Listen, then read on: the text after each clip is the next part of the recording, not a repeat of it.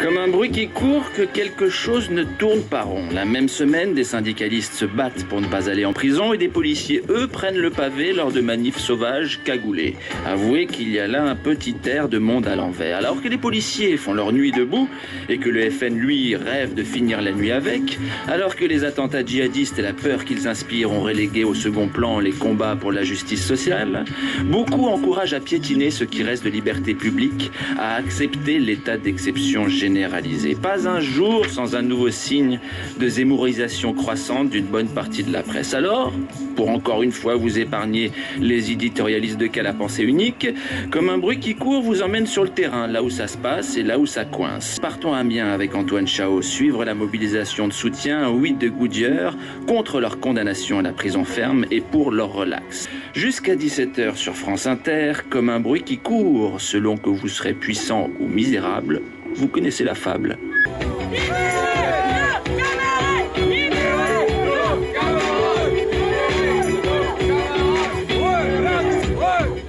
Mercredi dernier, Amiens a été baptisé capitale de la lutte, en soutien aux 8 ex-salariés de Goodyear, dont 5 délégués CGT qui comparaissaient en appel pour séquestration et violence en réunion. En janvier, ils avaient été condamnés à 24 mois de prison, dont 9 mois fermes, assortis d'une mise à l'épreuve de 5 ans, pour avoir défendu leurs emplois et ceux de leurs collègues. Une procédure judiciaire enclenchée par le procureur de la République d'Amiens, alors que la direction de Goodyear avait retiré sa plainte. C'est la question de la criminalisation de l'action syndicale et du respect des libertés individuelles et collectives qui se pose pendant ce rassemblement. Relaxer nos camarades, compte rendu sonore depuis la capitale de la lutte.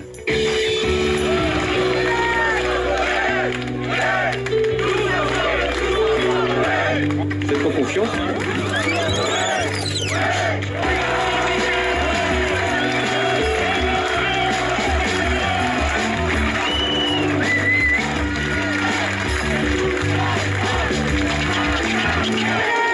Mercredi 19 octobre, Amiens, devant le palais de justice.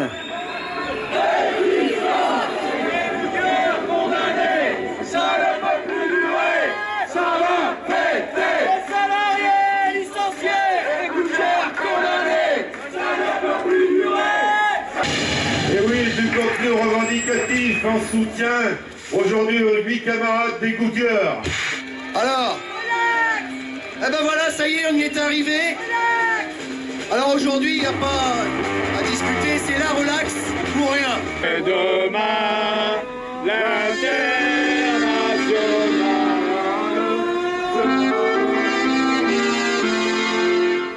Eh bien, ils sont dans le tribunal.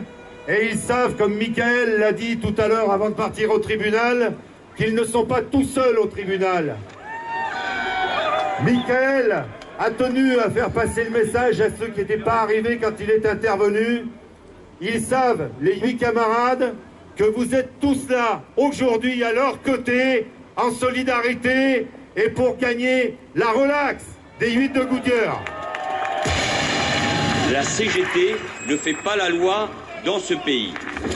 2014, les salariés sont licenciés. Et ce, malgré des bénéfices records. Liquidation, un documentaire écrit et réalisé par Mourad Lafitte. Le niveau est historique pour la multinationale. 2014, 2,5 milliards de dollars. 2013, 629 millions. 2012, 212 millions. Plus impressionnant encore, depuis 2009, Goodyear a augmenté ses revenus de plus de 700%. Il y a une constance chez Goodyear, la médiocrité. Très mauvais. 220 accidents du travail en 2009, 210 en 2010, autant en 2011. Il y a eu un manque terrible d'investissement. À partir du moment où ils ont commencé leur projet de restructuration, ils ont arrêté tous les investissements. Ça a été une mise à mort de l'usine, en fait. Le 6 janvier 2014, coup de colère des salariés, consécutif à la grande détresse sociale qui règne depuis des années, lorsqu'ils apprennent que leur usine va fermer.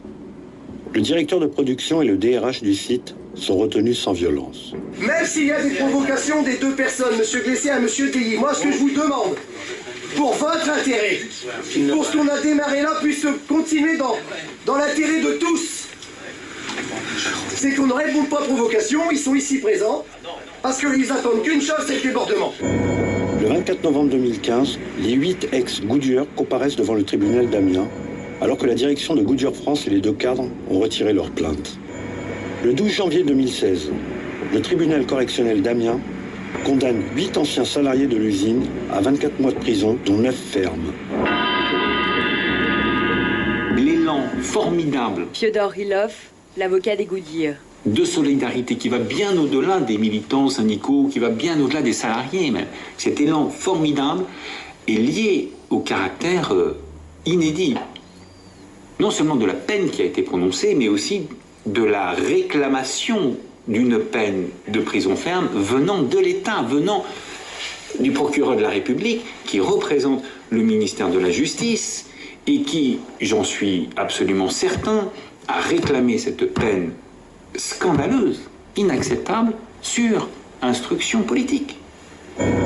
Bien, si on ne prend pas conscience, Élodie Tuaillon-Hibon, que ce mouvement de criminalisation, avocate, de pénalisation, de répression, il est général et qu'il est problématique d'emblée, y compris pour les droits communs, eh bien, malheureusement, le mouvement social, les militants finiront toujours par le prendre en boomerang, parce que dans les situations de crise aiguë, eh bien, le pouvoir, qui représente, nous le savons, majoritairement les intérêts patronaux, le capital, eh bien, le pouvoir se sert de tous les outils à sa disposition pour empêcher les choses de bouger. Alors tout d'abord, je tiens à ce qu'on applaudisse chaleureusement comme il se doit François Hollande. Amiens, 14 octobre 2011. Moi, je ne suis pas comme d'autres, vous allez le reconnaître assez facilement, qui vient devant les travailleurs dans leur usine et qui leur promet ce qu'il n'est pas capable de tenir après. Donc, ce que je dois dire doit être aussi ce que je tiendrai. Il n'y a rien de pire que de promettre ce qu'on n'est pas capable de tenir. Mesdames et messieurs les magistrats du tribunal d'Amiens, François Hollande a dit que vous étiez des couillements et des paresseux. Alors, messieurs les juges, relancez nos camarades, relancez nos camarades. La CGT ne fait pas la loi dans ce pays. Conquête sociale sans liberté syndicale. Et ouais, c'est justement ce qui est en train de se défendre ici, c'est les libertés syndicales. Et c'est pour ça qu'il y a un rassemblement, il y a des centaines, allez, des milliers de citoyens, syndicalistes ou travailleurs qui sont venus ici à Amiens pour participer à ce rassemblement, pour défendre la liberté syndicale et pour dénoncer la répression contre le mouvement syndical. On voit qu'on se retrouve de plus en plus devant les tribunaux pour défendre, pour accompagner des militants qui sont poursuivis et qui doivent se défendre et défendre le droit du travail, le droit de dénoncer, le droit de manifester. Et aujourd'hui, donc, c'est les 8 d'Amiens, de Goodyear, qui sont devant le tribunal d'Amiens pour un appel pour essayer de casser la décision de justice du 12 janvier dernier qui les condamnait à 24 mois de prison, dont 9 mois fermes. Pour moi, ça a été une dérive très grave de l'état d'urgence contre l'ensemble des militants, contre l'exercice du droit de manifester. Au-delà même du droit syndical, c'est l'ensemble de nos droits de manifester qui a été sévèrement atteint par l'état d'urgence, en fait. Sur Paris, ça a représenté 300 procès à peu près, 2000 arrestations pour la loi travail sur 5-6 mois. Et aujourd'hui, on n'a pas une semaine à Paris sans qu'il se passe un procès de gens qui sont poursuivis dans le cadre de la loi travail. Et donc j'aimerais vraiment appeler à ce qu'il y ait un abandon des poursuites engagées contre l'ensemble des militants dans le cadre de la loi travail et la fin de l'état d'urgence aussi. Merci.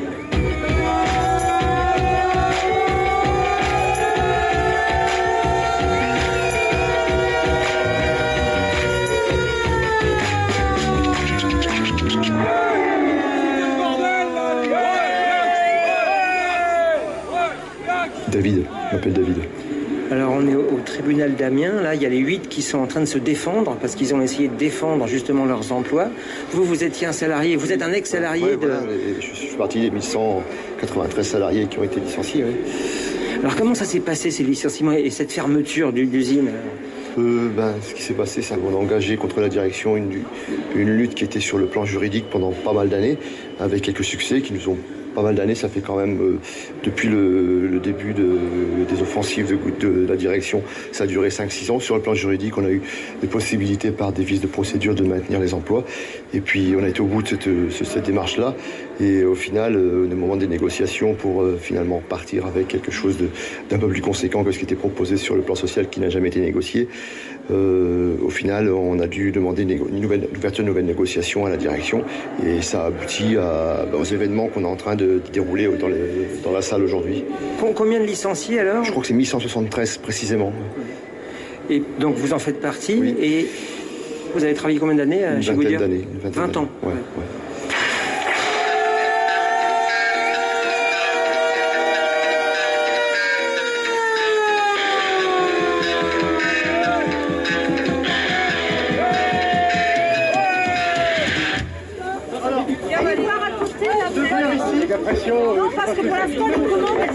Ticket boisson repas relax pour les 8 Goodyear.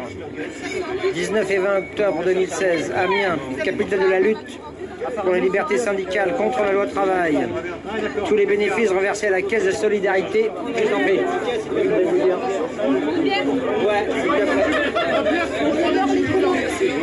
Alors Guillaume Vadot, on est au rassemblement en soutien des 8 salariés de Goodyear qui sont en ce moment au tribunal à quelques centaines de mètres d'ici à Amiens.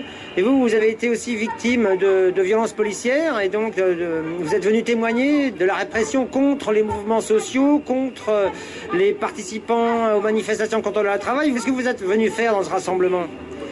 C'est vrai que c'est particulier parce que moi j'ai été invité parce que j'ai été victime de violences policières. Quand je rentrais chez moi, j'avais pas mon costume de militant parce qu'il n'y a pas de costume, donc les policiers ne le savaient pas. Et néanmoins, comme j'ai voulu filmer un contrôle aux faciès, avec une dame qui criait de douleur parce que les menottes étaient trop serrées, le fait que je filme leur a pas plu, ils m'ont attrapé. Et c'est là où il s'est passé ce qui s'est passé, c'est-à-dire qu'ils m'ont brutalisé, ils m'ont menacé de mort, de viol, ça a duré, ils m'ont mis un coup de taser, ils ont dérapé très très loin. Moi, je pense que c'est intéressant de comprendre le lien qu'il y a entre cette méthode policière vis-à-vis des populations d'une ville comme Saint-Denis et ce qu'on a vécu au printemps.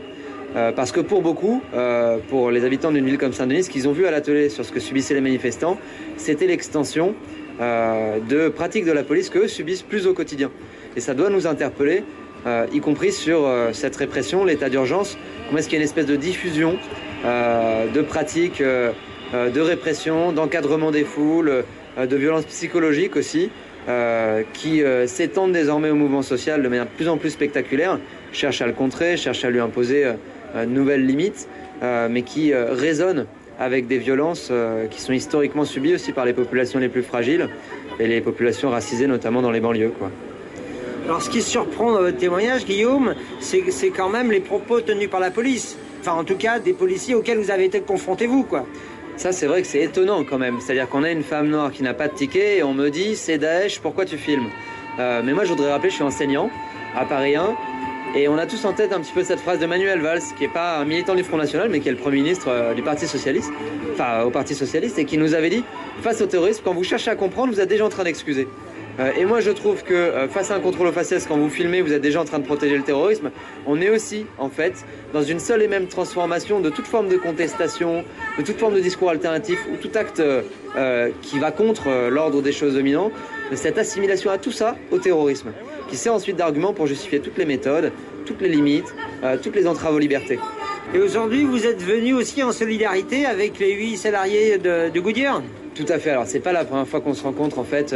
J'étais étudiant, j'étais militant. On avait, à un moment donné, en 2013, milité beaucoup pour le soutien au Goodyear. Il y avait PSA Aulnay qui fermait aussi. On avait organisé un meeting à Sciences Po. C'est quelque chose qui avait particulièrement marqué cette convergence des luttes à l'époque. Et puis, on a vu que, malgré tout, il y avait un rempart en face du gouvernement socialiste qui, pourtant, s'était fait élire beaucoup par ces syndicalistes, ces ouvriers, enfin, des différentes usines qui, depuis, se sont mangés non seulement les fermetures, mais en plus la répression.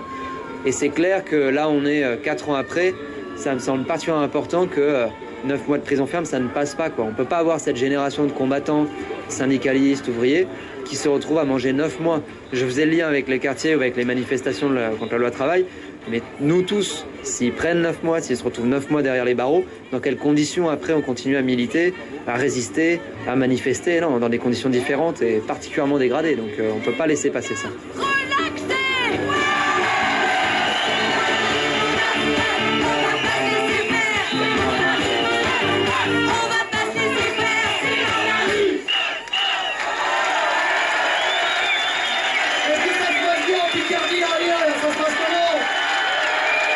C'est pas la capitale de la lutte, on est aujourd'hui. Eh ben voilà. Alors, qu'est-ce qui s'est passé depuis ce matin? Il y a quand même pas mal de monde d'arriver. On dit qu'il y a encore des cars qui sont dans les bouchons. Alors là, franchement, vous m'épatez. Vous m'épatez parce que ceux qui disaient que la lutte dans notre pays n'avait plus d'avenir vont devoir bien regarder ce qui se passe aujourd'hui à Amiens. Alors je vais vous faire un petit compte-rendu rapide de ce qui s'est passé en audience. Moi je reste persuadé qu'un relax, mes camarades, on va certainement l'obtenir.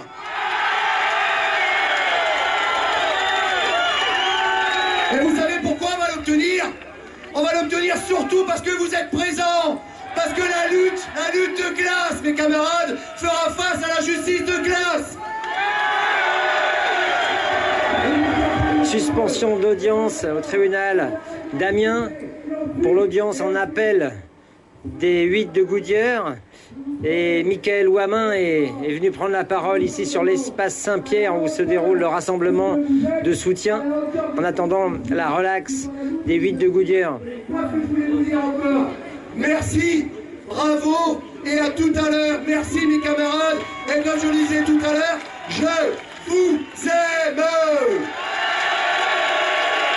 Et relax, relax, relax, relax, relax, relax, relax. Tous ensemble, ouais, ouais. Tous ensemble, ouais.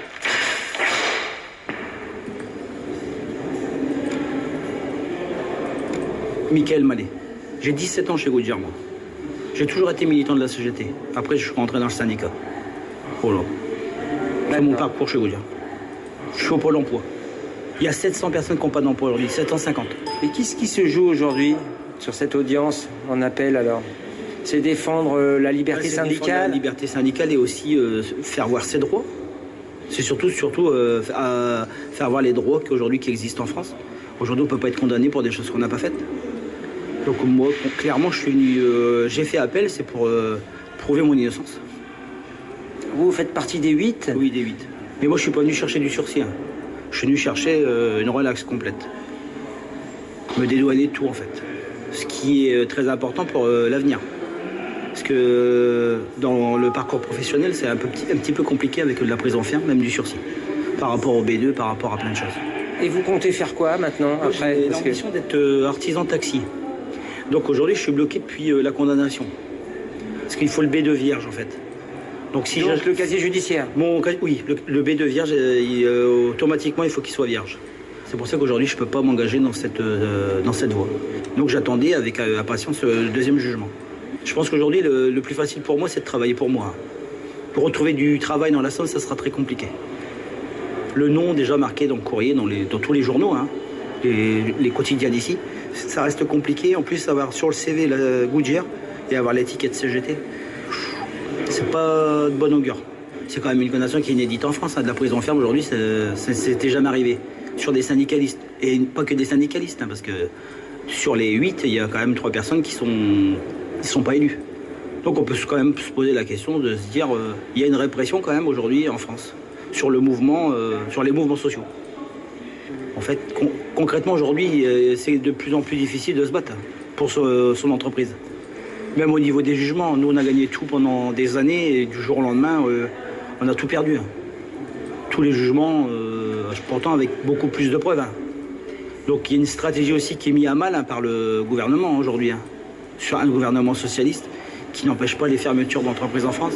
Il y a quand même des entreprises qui, à 4000, à 2000, à 1000, à 500, à 800, qui ont été fortement touchées. Il n'y a rien de pire que de promettre ce qu'on n'est pas capable de tenir. François Hollande. Quoi?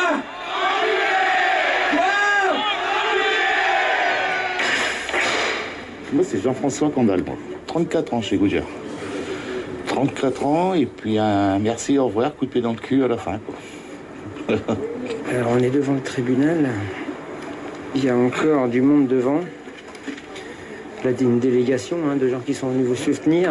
Vous faites partie des 8. Oui, c'est ça. Je fais partie des 8 condamnés en première instance.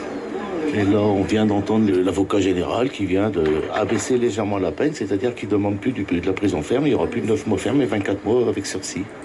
Et là, c'est notre avocat qui est en train de plaider, de faire sa plaidoirie. Et vous voulez la relaxe, La relaxe totale, oui. De toute manière, notre avocat est en train en ce moment de faire un bon boulot, il me semble. Ça va être le but final, c'est de demander la relaxe totale parce qu'on estime rien avoir fait de mal dans cette affaire-là. Alors comment ça se passe depuis que cette boîte a fermé pour les 1000 et quelques salariés qui ont été licenciés? Il y a eu certaines créations d'entreprises, un petit 800 personnes qui sont au Pôle emploi actuellement, encore quelques-uns qui sont encore en cellule de reclassement. Après, c'est d'intérim, c'est du travail précaire, beaucoup de travail précaire. Et puis voilà, Et ça va être simple de retrouver du boulot ici, dans la Somme? Simple, oui, ça va être très simple. Ça va être très simple, déjà, avec le dossier que les Goodyear ont et tout ça, en plus nous. Et on sait très bien que la région est un peu sinistrée au niveau emploi, quoi. Tout ce qui va arriver, si on entend des entreprises qui viennent s'installer comme Amazon et tout ça, mais il faut quand même savoir que c'est des boîtes un peu le bagne aussi, maintenant. Un peu le bagne? Un peu le bagne, oui. Donc voilà, après trouver du boulot, non, ça va pas être facile. On fait des formations, on va faire des formations et depuis 18 mois, je suis en cellule de reclassement et il me reste encore 3 mois de cellule de reclassement. À la SODI, donc je suis en formation, puis recherche d'emploi après, tout ça. En espérant bien sûr au final décrocher quelque chose. Alors Jean-François Candal, il y a eu beaucoup de monde qui est venu aujourd'hui vous soutenir. Là, on est devant le tribunal, il y a encore du monde. Il est tard le soir parce que donc l'audience dure plus longtemps que prévu. Il y a encore un peu de monde là devant le tribunal. Après, on a passé la majeure partie de la journée ici au tribunal, mais je suppose qu'au point de rassemblement qui se trouve à l'étang Saint-Pierre, je pense qu'il y a encore du monde là-bas. Ça y est, c'est la fin de l'audience. Ça y est, c'est plié. 11 janvier. 11 janvier. Je suis pas catastrophé, je suis pas dans le triomphalisme. Je dis simplement que déjà que la peine de prison ferme soit retirée, c'est pour nous un point en moins. Mais c'est nettement insuffisant au regard de ce qui nous est reproché, à savoir aujourd'hui strictement rien. Donc moi j'attends avec beaucoup d'impatience ce rendu de jugement du 11 janvier. Et en fonction de ce qu'il sera, bien évidemment, on est en cassation.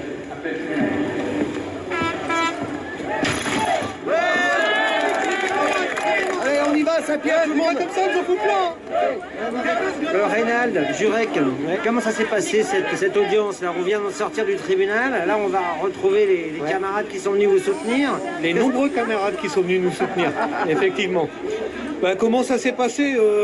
Je pense qu'on a essayé par tous les moyens de prouver que si les 2 personnes de la direction ont bien été séquestrées, nous, on est responsable de rien. On n'a fait que essayer de gérer une situation qui aurait pu être dramatique pour eux.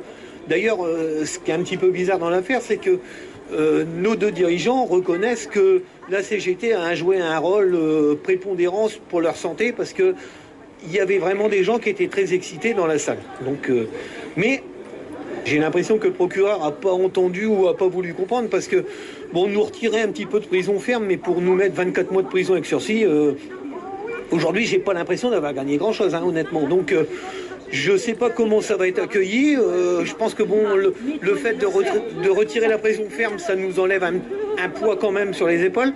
Mais je pense pas qu'on va en rester là, quoi. Honnêtement, c'est une décision qu'on trouve vraiment disproportionnée par rapport à ce qui nous est reproché.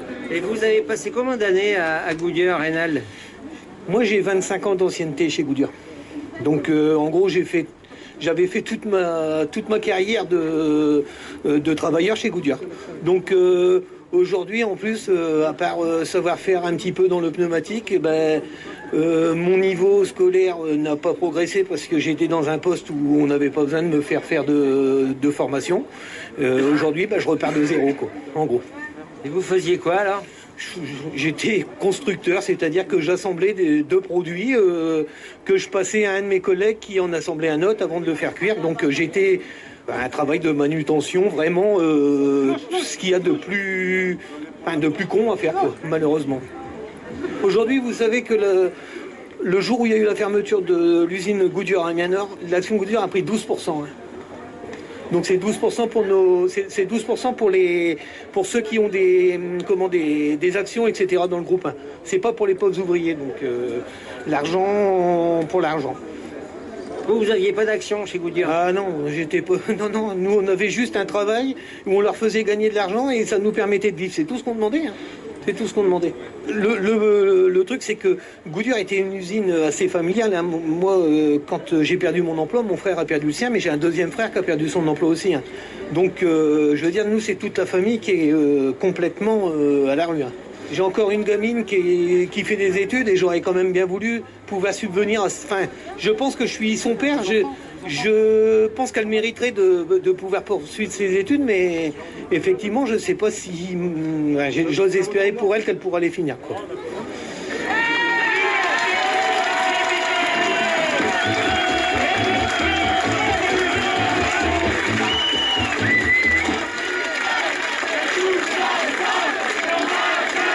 On ne me verra pas rougir.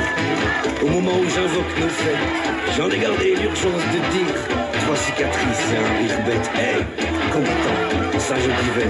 Ouais, ça me démange. Jusqu'ici j'ai fait que de me taire. Mais je sais ce qu'on a fait aux ans. Quand de nous j'aime les instants. Un peu des fois je fais le fier. Mais si demain m'est important, c'est qu'on n'a rien laissé d'hier. Même pas honte. Même pas honte.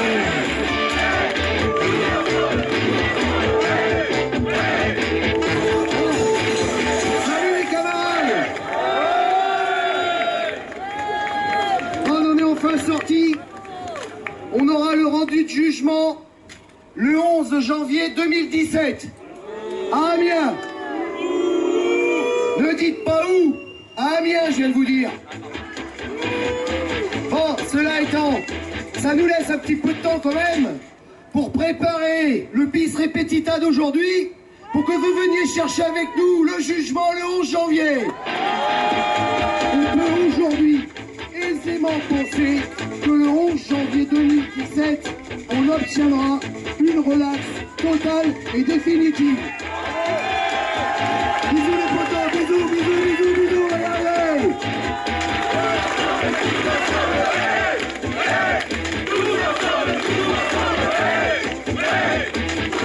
2 ans de prison avec sursis, donc requis contre les 8 de Goodyear, délibéré le 11 janvier à Amiens. Et jeudi dernier, c'était à Grenoble que la cour d'appel a statué.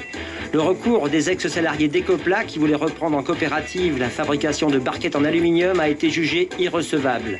Coup dur pour les Ecopla qui ne baissent pas les bras. Ils vont continuer les recours et travaillent à faire émerger un projet de loi, la loi Ecopla, pour que plus jamais, au profit des actionnaires, une entreprise française ne soit mise à la casse. Et tout de suite, on part dans les beaux quartiers avec Charlotte Perry, mais il n'y aura pas de place pour tout le monde.